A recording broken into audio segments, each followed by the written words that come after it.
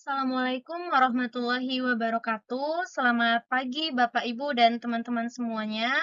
Kenalkan kami dari kelompok 6 akan mempresentasikan hasil proyek kami terkait analitika data dengan topik kami yaitu analisa data produksi tepung roti menggunakan metode statistik dan visualisasi data. Di mana untuk anggota kelompok kami, yang pertama ada Mas Afifuddin Asyibadi, yang kedua saya sendiri Anisya Repikasari, yang ketiga ada Kak Asyifa Nur Syahida, dan yang keempat ada Nurma Haliza Anggraini. Oke, untuk proyek kali ini kami membahas tentang analisa data produksi tepung roti menggunakan metode statistik dan visualisasi data. Selanjutnya akan dijelaskan oleh Kak Asyifan. Dalam industri manufaktur modern, kualitas produk adalah faktor yang sangat fundamental. Produk biasanya dikategorikan menjadi tiga, yaitu finishing good, produk yang memenuhi standar, lalu hold, produk yang masih menunggu evaluasi atau reward, lalu adalah reject, produk yang tidak sesuai standar dan harus ditolak. Karena persaingan yang semakin ketat, menurut perusahaan tidak hanya mengejar kuantitas, tapi juga menjaga mutu secara konsisten. Oleh karena itu, perusahaan memerlukan pengendalian kualitas yang terukur. Disinilah peran analitika data, yaitu dengan data kita bisa mengetahui distribusi produk, tren, serta pola kualitas produksi yang sulit terlihat bila hanya dengan observasi manual. Berdasarkan latar belakang tersebut, kami merumuskan beberapa pertanyaan penelitian, yaitu bagaimana distribusi hasil produksi FG, hold, dan reject, bagaimana tren bulanan FG, hold, reject, bagaimana perbandingan proporsi FG, hold, dan reject, bagaimana visualisasi data mendukung pengambilan keputusan.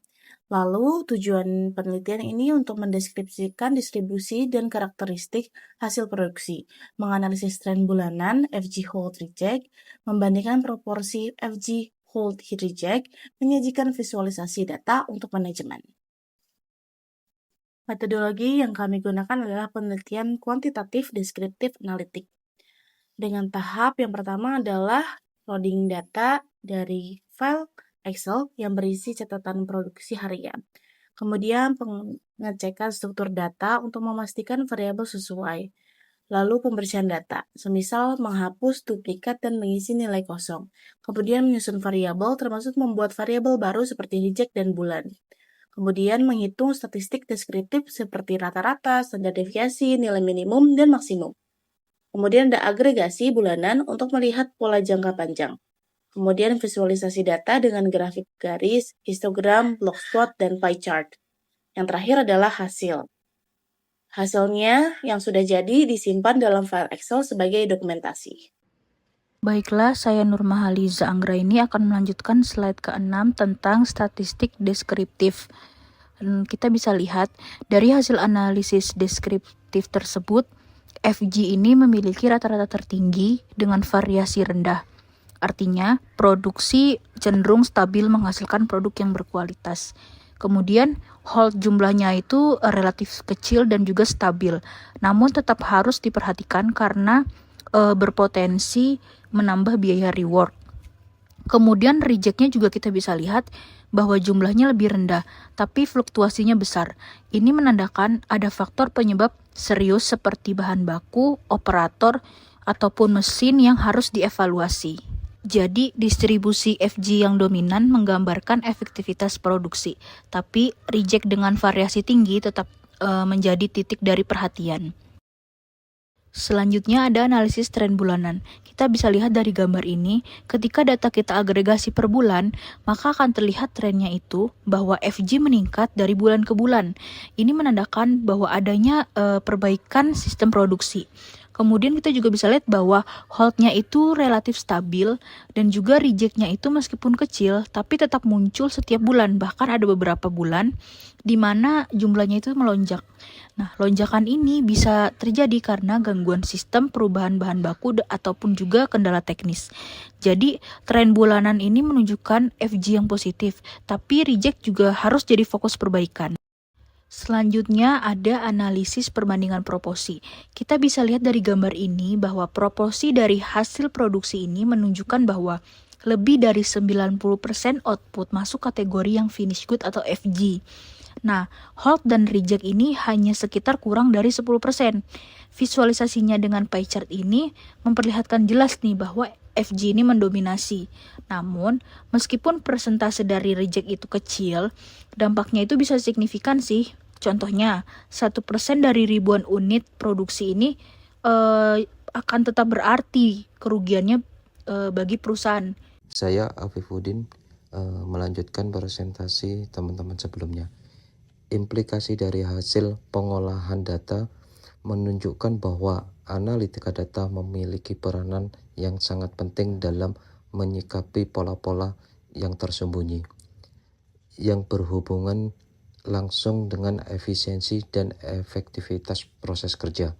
Artinya, data bukan sekedar angka yang dikumpulkan, melainkan suatu wawasan yang mampu memberikan gambaran menyeluruh terkait dengan bagaimana suatu proses dijalankan dan mana letak kekurangan dan di mana letak kelebihannya. Lebih jauh, data yang tersedia dapat dimanfaatkan untuk menilai kinerja operasional secara objektif melalui analisa yang tepat. Perusahaan dapat mendeteksi potensi keterlambatan lebih dini sehingga langkah yang diambil atau antisipasi yang diambil dapat dilakukan sebelum masalah membesar. Selain itu, data juga membantu dalam mengidentifikasi sumber pemborosan, baik itu dari segi waktu, tenaga maupun biaya, yang sebelumnya sulit untuk diteliti secara langsung tanpa pendekatan berbasis data. Pemanfaatan analitika data juga membuat peluang untuk menyusun suatu rekomendasi yang lebih akurat dan berbasis fakta. Dengan begitu, keputusan yang diambil tidak lagi hanya bersifat reaktif untuk memadamkan masalah yang muncul, tetapi juga strategi dan proaktif, mendukung perencanaan jangka panjang, serta berorientasi pada perbaikan berkelanjutan. Implikasi ini pada akhirnya akan membantu perusahaan untuk menjaga stabilitas operasional, meningkatkan kualitas kerja, dan memperkuat daya saing di tengah dinamika industri yang semakin kompetitif.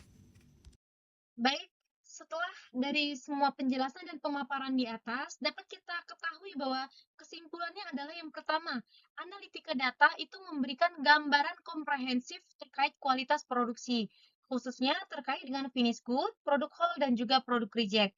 Yang kedua, dengan statistik, tren bulanan, dan juga visualisasi itu membantu kita untuk melihat pola yang tersembunyi. Yang ketiga, kita bisa tahu finish good dominan itu produksi efektifnya itu seperti apa. Yang keempat, terkait reject fluktuasi itu akan tetap menjadi fokus perhatian kita. Dan yang terakhir ada analitika itu dapat mempercepat kita dalam pengambilan keputusan, strategi perbaikan, dan tentu daya saing. Di mana untuk sarannya sendiri itu ada yang pertama, mengintegrasikan analitika data itu secara berkelanjutan.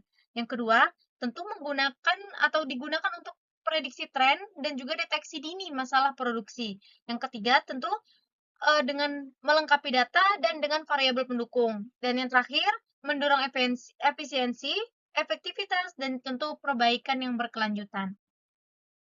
Oke, sekian dari kelompok kami. Terima kasih atas perhatiannya. Kami mengucapkan wassalamualaikum warahmatullahi wabarakatuh.